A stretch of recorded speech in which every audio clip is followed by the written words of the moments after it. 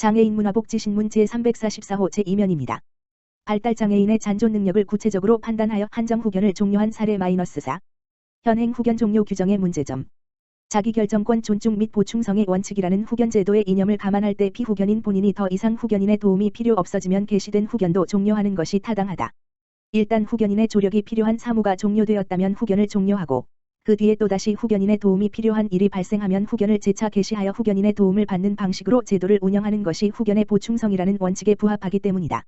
자기결정권 존중의 원칙에 따라 피후견인 본인이 정신적 제약이 없다면 내렸을 판단, 즉 추정적 의사를 감안해보더라도 자신에게 현재 발생한 구체적인 사무 처리를 후견인에게 위임하고자 하였을 것이지 일생 동안 발생하는 모든 사무의 처리를 맡기려고는 하지 않았을 것이다.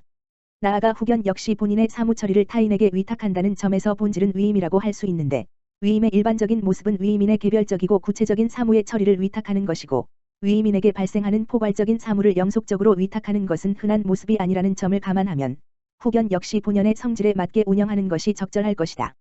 그런데 현행 민법은 성년 후견과 한정 후견의 경우 후견 개시의 원인이 소멸한 경우에 가정법원이 후견 종료 심판을 할 수 있도록 정하고 있다. 민법 제11조, 제14조.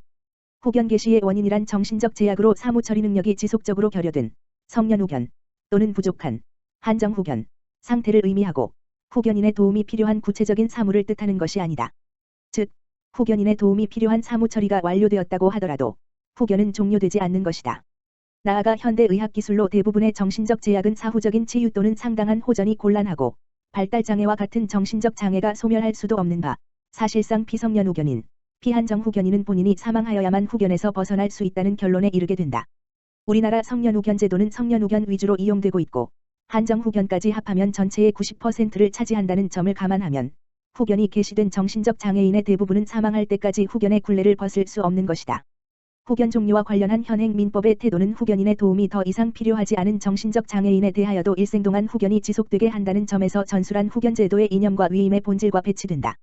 본 기고문은 장애우권익문제연구가 장애인 차별 시정과 평등 실현을 위한 법원 판례 바꾸기 운동의 일환으로 배포한 첫 번째 자료집을 일부 편집하여 게재한 글입니다. 대쉬 편집자주. 사진 한 장이 모여 교통약자를 위한 도보 내비게이션 만들어요. 한국장애인고용공단, 이사장 조향현, 이하공단, 은 LBS테크, LBS텍, 대표 이시환, 와 7월 20일, 수, 무장애 도시 환경 구축을 위한 업무 협약을 체결했다. 이번 협약을 통해 양 기관은 시시각각 프로젝트 사회공헌 활동, 시각장애인 직업훈련 환경 조성을 통해 장애인 이동권과 교육권 보장을 위해 힘쓰기로 했다. 시시각각 프로젝트는 각각의 눈, 시,을 모아 장애인의 눈, 시,이 되어준다는 뜻으로 시각 휠체어 이용 장애인의 이동편의 증진을 위한 사회공헌 활동이다. 공단 전 임직원은 개인 휴대폰 앱을 설치하고 출입구, 엘리베이터 등의 사진을 찍는 방식으로 건물의 입구까지 안내하는 새로운 도보 내비게이션 구축을 위한 빅데이터 작업에 참여한다. 공단은 350개 전국 공공기관 민간 기업의 시시각각 프로젝트 협업을 제안하여 오는 8월부터 3개월간 확대 실시 예정이며 이를 통해 대국민이 이용하는 다중이용시설 및 민간시설의 GIS, 지리정보체계, 고도화에 나설 예정이다. 공단 조향현 이사장은 이번 협약을 통해 장애 여부와 상관없이 자유롭게 이동하고 배울 수 있는 무장애 사회를 위한 첫걸음을 내딛었다며 공단은 혁신기술을 활용하여 전문적인 서비스 제공 및 지역사회와의 나눔을 실천하겠다고 밝혔다.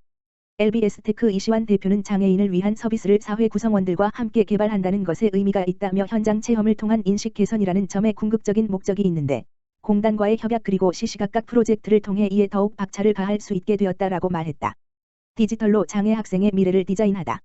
한국장애인고용공단, 이사장 조향현, 이하공단, 과 국립특수교육원, 원장 이한우, 한국장애인개발원, 사업본부장 남인순, 은 2022년 7월 21일, 목, 2020두 장애학생 취업지원 유관기관 공동워크숍을 개최했다. 2년 만에 대면 방식으로 개최된 이번 워크숍에는 고용교육복지 분야 장애학생 진로 취업지원 관계자 150여 명이 참석했다. 이번 워크숍은 내차 산업혁명과 정보통신기술 도입 등으로 디지털 시대를 걸어갈 장애학생들의 진로 취업에 대한 정보 공유를 위해 디지털로 장애학생의 미래를 디자인하다라는 주제로 진행되었다. 대전대학교 중등특수교육과 손지영 교수의 장애인 교육을 위한 디지털 콘텐츠 설계와 미래과제에 대한 주제 강연을 시작으로 비아웃을 활용한 발달장애인 직업훈련 사례, 신기술 분야 취업 사례 발표, 진로 직업교육 디지털 콘텐츠 안내 및 수업 활용에 대해 공단, 한국장애인개발원, 국립특수교육원의 기관별 개별 발표로 진행됐다. 부대 행사로는 비아웃 직업훈련 체험관, 보조공학기기 전시관, 발달장애인 NFT 작품 전시 등 디지털 분야에 대한 이해를 도울 수 있는 다양한 행사가 마련됐다. 현장에 참석하지 못한 장애 학생 진로 취업 지원 관계자를 위해 강연 및 기관 발표 영상은 공단 유튜브에 탑재하여 공유할 예정이다. 공단 조향현 이사장은 고용교육복지 영역이 함께 장애 학생을 위해 디지털 시대에 대한 준비를 해 나가는 것은 큰 의미가 있다면서 앞으로도 지속적인 기관 간 협업을 통해 장애 학생의 졸업 후 이를 통한 사회 진출을 위해 최선의 노력을 다하겠다고 밝혔다.